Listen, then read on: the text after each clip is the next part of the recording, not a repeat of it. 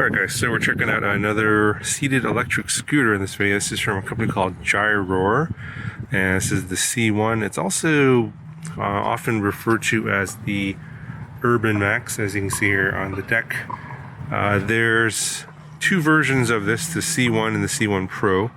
So I think the difference between the C1 and the C1 Pro is that the Pro has a rear suspension and a slightly larger battery, which gives it a little bit higher top speed versus the C1. But this one's going to run about $400, and the C1 Pro is about $600. Now, the seat on here is not the factory seat, so there's nothing wrong with the factory seat. It's comfortable. It's actually one of the more comfortable ones, especially for a scooter. It's just that I happen to get these third-party seats from a company called Giddy Up. And you can see it's very wide, and it's got these really large springs underneath. So it does help a little bit with the ride on this one, because it does have the C1 doesn't have any kind of suspension. So having a springy seat there with a lot of support does help with the ride a little bit, but the stock seat is fine. It is removable and height adjustable. There is a optional basket you put on the back here with these 4 bolts, and I did elect to put that on. You can actually stick a bag or other items on back there to carry around. So there is a rear tail light here with brake function, so if you obviously apply the brakes, they'll brighten up. This seat here does come in another version with an LED in the back, because this scooter came with a light in the back. I installed this one, the standard one that does not come with the light. So in the back here you've got splash guard, mud guard, and the tires are 12-inch pneumatic tires, so air-filled, and you have a mechanical disc brake here in the back. In the front, again, 12-inch wheels, air-filled tires, and this is a front drum brake, not a disc brake, so kind of interesting that they went with the drum brake in the front. Small little headlight here. The handle does fold down here at this point. There's a safety latch here, and as you can see, these little arrows here, this is for assembly. This stem does not come installed, and you have to line up these stickers so that the handlebar will be perpendicular to the wheel. And then there's a bolt inside here as you tighten down. So once you line up the stickers, tighten on that bolt. And that is pretty much it. So you have to actually install the handlebar right here. But I think that's pretty much it. So the rear hub motor is 450 watts. There is a charge port down in the bottom there, a little flap to cover it so to prevent it from getting splashes. And the battery is under the deck here. Pretty wide deck, 9.5 inches. The battery is a 36 volt, 7.5 amp hour battery, so about 22 miles of range, and a top speed of 15.6 miles per hour. The Pro version comes with a 10 amp hour battery and a top speed of 18.6 miles per hour. Okay, pretty standard handlebar here, plastic grips, they're okay. Little bell, my little bell ringer thing, plastic thing broke off in shipment. I rarely ever use this anyway. And you got your brake levers here on both sides. Here's your display. Fairly readable in sunlight, but not much information. You got your speed, battery indicator there. There's 1, 2, 3, 4, 5 bars, and it's fully charged. Trip odometer, 3 different speed modes. Obviously there's mode 1, slowest setting, mode 2, and mode 3 for top speed, and we'll cover that in the riding test. There's a power button right here. So there's no key or anything like that, so basically press the button, it's on, ready to go, and if you want to shut off the power, press the button and it turns off. Alright, so start off the riding test in mode 1. So it's got a little half twist throttle here. It's kind of the ones that I prefer. And not very fast. This is not a speed demon by any means. So I've noticed that as I was riding this around that there's a limiter on the speed controller or the accelerator.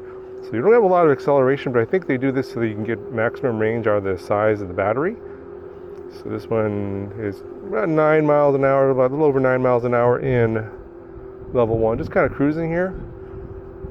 Let's pump it into mode 2 or level 2. We're picking up a little bit more speed here. So I noticed that what it does is it gets the speed up a little bit higher and then drops it down a little bit. So you can, it's clearly, there's clearly a governor or limiter on the controller. So it initially boosted up to about 13 miles per hour. Now it's at about 11 miles per hour. The max weight limitation on this scooter is about 265 pounds. I'm 6 feet tall, a little over 200 pounds, so you know, it's no problem. It's just that I think the maximum speed is going to be a little bit limited based on the power. 36 volts and only 7.5 amp hours. All right, let's go to level 3 here.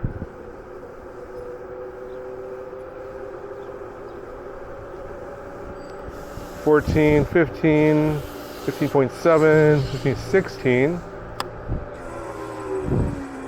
So let's go back to the starting point over here. So it actually went higher than the max rated speed for the scooter at 15.6 miles per hour. But as I said, it will go to a higher speed and then limit it down. So start from this point here on a straightaway. Yeah, 14, 15, 15, 16, 16.3, and it's holding at 16.3. Now it's going down, 16, 15.8. So it drops it back down after, sort of kind of goes high at first and then it drops off after it sort of, I think it's probably limiting the current is my guess, the max current. And what that does is it preserves the capacity of the battery so that you have more range overall. Yeah, so this is definitely not a speed demon by any means. It's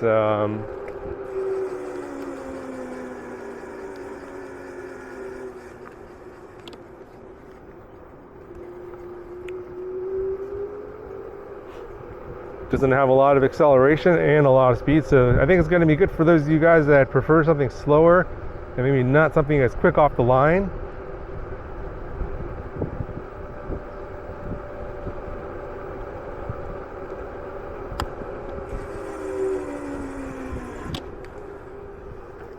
Yeah, I guess you could say it's a little bit safer because it isn't going to have those jackrabbit starts.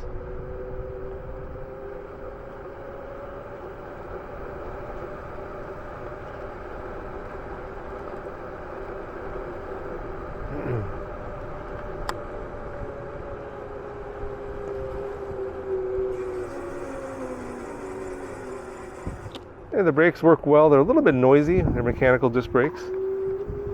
You know, I'd say that, you know, who's the scooter going to be for? So obviously, I think for those of you that want something a little bit slower, not as fast, something a little bit safer in terms of acceleration. Also, it's a good price point, a good entry-level scooter in terms of price.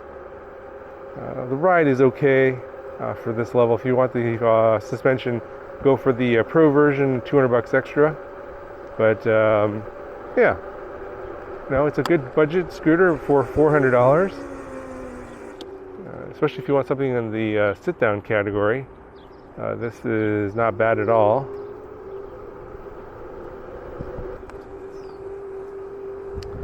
Also, this is lightweight, comes in around 32, 35 pounds.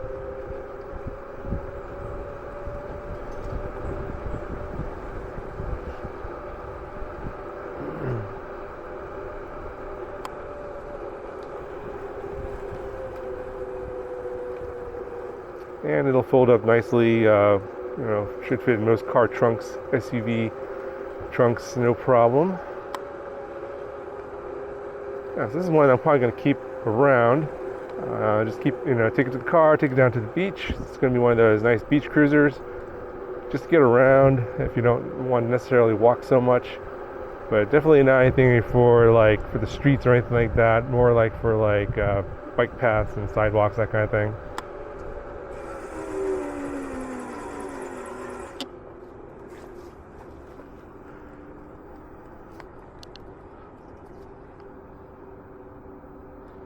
Alright guys, so that's going to do it for this video.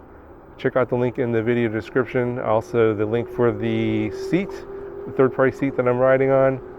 Also very comfortable. Check that out down in the video description as well. That'll do it for this video. Talk to you guys in the next one.